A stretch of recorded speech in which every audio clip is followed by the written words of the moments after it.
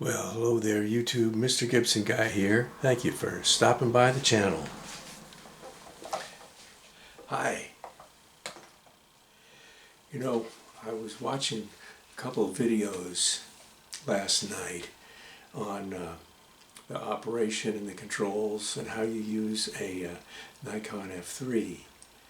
And I watched several different YouTube producers that showed, their version of how you operate the camera and what all the controls are. And it struck me that sometimes there's some other controls that go along with the camera or other abilities that a camera has that you don't use anymore, but that you should know about, because if you knew that you had it, you probably would. One guy I saw said he was talking about the depth of field preview button on the F3, and that his wasn't working, but who needs that anyway? And I've always been one who was a strong believer in checking the depth of field. He said, well, it blacks out the viewfinder. It doesn't black out the viewfinder. It blacks out about half the viewfinder, but you can still see what's going to be in your framing, especially if you have something like an F3 with a high eye point finder, because you can really see even with glasses on. But I had this one idea because I remembered something from ancient history when the F3 first arrived, and nobody is mentioning this at all. And so I thought, well, I'm going to put this in here because this is kind of the lost ability that was built into the F3. And then I started researching it, and I found out that it was longer than this had gone on than I thought, and also that there were other cameras that did this. And I just found out when I looked this morning, just before I turned the camera on. I thought, no, well, there's others. How about that? Now, what was I talking about? I'll show you. Back in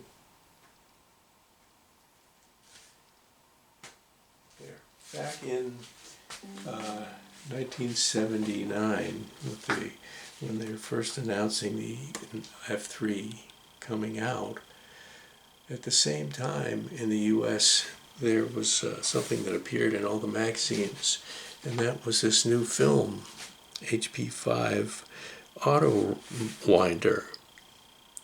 And this was a Ilford 400 speed 35 millimeter film. They came in 72 exposure roll. They came up with a special very thin film so that the cassette would hold this film. And people can say, well, this is archaic, they don't make it anymore. So that's true, but in the used film market, or on the expired film market, I should say, you can still buy this very easily for $10 a roll, which is kind of a good deal because it's like getting two 36 exposure rolls if you can find somebody who will develop it for you. But this film came along right at the time that the F3 was announced, and then I researched it, and it didn't actually appear in 1979. It appeared in 1976, but I think that's when it hit the U.S. market. Was in 1979. Maybe I'm wrong, because when I started around 78, we were at the end of 77, and learned about this just from what was in the magazines at the time. But there's 72 exposure roll,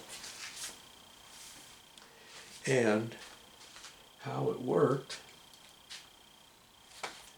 on the Nikon F3, hope I have enough light in here, is okay. Now where my finger is, try to get some light on it, where my finger is, there's a little window right there, and that is a secondary frame counter. It's actuated by this little knurled wheel here. That's how you can reset it.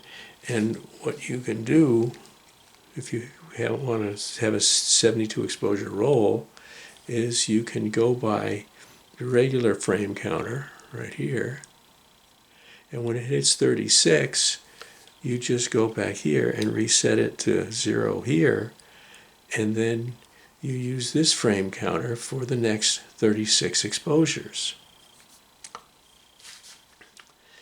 And that way you can keep track from number 1 to number 72 of counting your frames as they go through the camera, which for a pro, that could be a good idea. They would certainly burn through a 72 exposure roll of black and white in a hurry. But then I looked, just because I thought I better, just to prove I was right, and I proved that I was wrong, because here is a Nikon F2A, and it has the MD3 motor drive on it. See that great big wall of camera? And this frame counter right here is reset with this wheel. It's a twist wheel, but that sets it so you can do your 36 exposures on your regular frame counter, and then you can kick in this one, reset it to 0, and it'll count your next 36. And this is on the MD3. It was also on the MD2, probably on the MD1, but that's a very rare one, so you can't tell for sure. And it might have been on the F36 that went on the Nikon F, but I don't know. And then, not to be left out, I checked this one, and well, golly, Sergeant Carter, look at there. Canon put a secondary frame counter on their, what do they call this, the Autowinder, or the auto exposure motor drive for the new F1. That's me here. Canon can also count 72 exposures because it has a backup frame counter. I've not been able to find it on any Autowinders. I don't have the motor drive for the Olympus OM series, the OM1, OM2, OM3, OM4.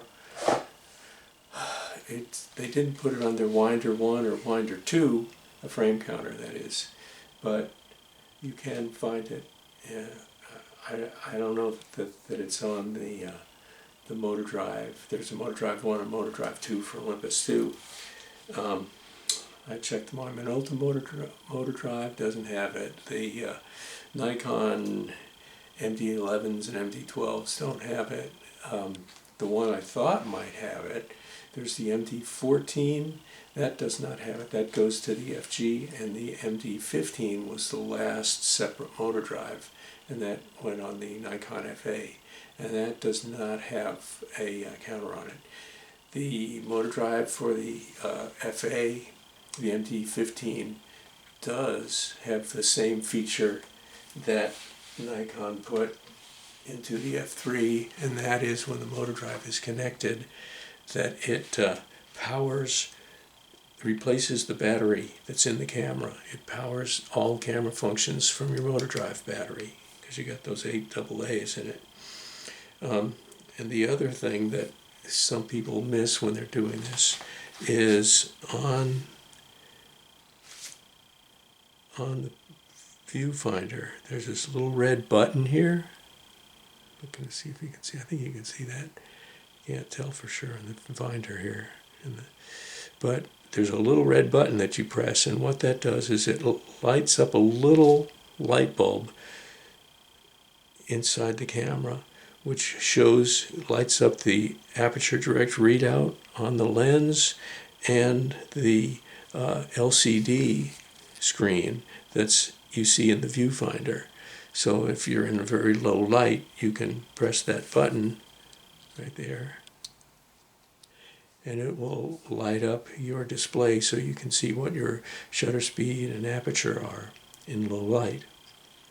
Might be helpful if you're using your camera on a tripod and taking a long exposure, because this does have quite a range of sensitivity to light meters.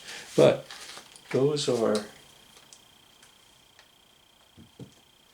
little known controls and abilities that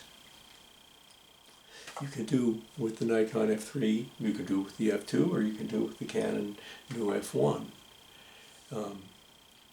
So that's all I had to share you. A short video, but some things about camera history. The Ilford film didn't last very long in the 72 exposure rolls. It's around for a few years and then kind of went away, I think in '84. Never was very popular. But who knows, somebody might find a use for it.